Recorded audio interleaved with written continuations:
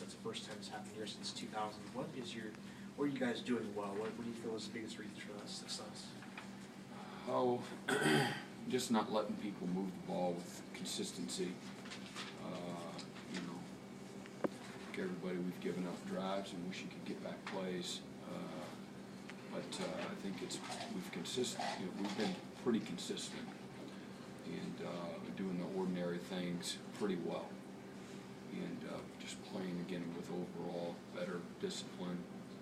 And our guys are playing with incredible effort. So when some of the mistakes are made, they've got a great focus and a great attitude, a good toughness about them that they respond when their backs are against the wall. So, you know, even when we've let people on our side of the 50, we've either knocked them back or have held them on fourth down, or not very many fourth downs, but enough, and forced turnovers. So there's a combination of a lot of things, but I just think that we've shown consistently that it's hard to, when we make people work, you know, down the field. And that's probably like most offenses, if they have to work for it in an 8, 9, 10 play drive. We haven't given up many of those, so I think that's been real critical for us. And again, being good in run defense when we have to be, and again consistently. Even the other night, you know, the numbers, whatever they were, you certainly don't like them, but they weren't. If they're gaining 5 and 6 and 7 yards every time they snap the ball and they accumulate that, you know, with 40 plus carries, it's very concerning when you give up the chunk plays and you look at again the lack of consistency or the tackles for loss, or you know, they're, I don't know, I think we forced them to punt 9 times and we had 9 3 and out. So I think, you know, we're really denied them the opportunity to get anything going from a rhythm standpoint overall. I think maybe to take the ball away, is that just as simple as guys being better at locating the ball? What's been the biggest difference in pass just coverage? Confidence, positioning, technique, trust, discipline.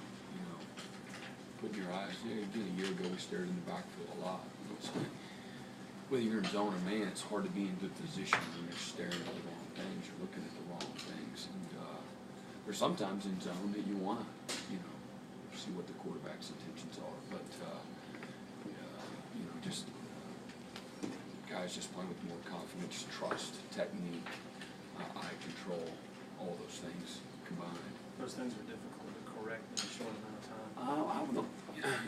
Maybe with a veteran player, no. With an inexperienced player, yes. And then everybody's a little bit different, you know. So, you know, for example, Ben Boulware picks the ball 2 weeks ago, and he put his eyes in relatively the right place to put himself in that position, as opposed to you know, a game before where he's not doing a very good job at some of his zone techniques and just out of position. He was pretty close to being where he's supposed to be, and sometimes, as that showed, that's good enough. And so some young guys just, you know, it just takes them longer. Or again, the experienced guys or guys that just lack focus and discipline. That's usually the guy that's on all the list, and he's skipping tutors and, you know, sleeping in late to meetings, and then he doesn't stay inside, you know, number one when he's supposed to have inside leverage, or he doesn't stay in the post when he's supposed to be in the post, you know. And we had a lot of that, those issues a year ago. And then on defense, it's hard for us to be consistent, you know, when you know, you do 2 plays right and 1 play wrong. So. What role does Coach Reed play, his perspective on things in that improvement? And there are a lot of things, you know, how his fundamentals that he teaches and reps every day, you know, because, you know, with preachers of habit, good or bad, and, you know, if you're doing things that are functional for you as a player in your fundamentals, they're going to help you as a player, again, because you were creatures of habit, and also your you know, defense is trained reaction, So putting all the right things in front of those guys on a consistent daily basis, and he's got a good way of teaching them. You know, I might be screaming and hollering, and he might be that calm in effect. Or I just think again, you're not going to get one over on him. I think he's a very much a tool for those young guys. And I think they realize that, and so whether that's composure or it's correcting a technique,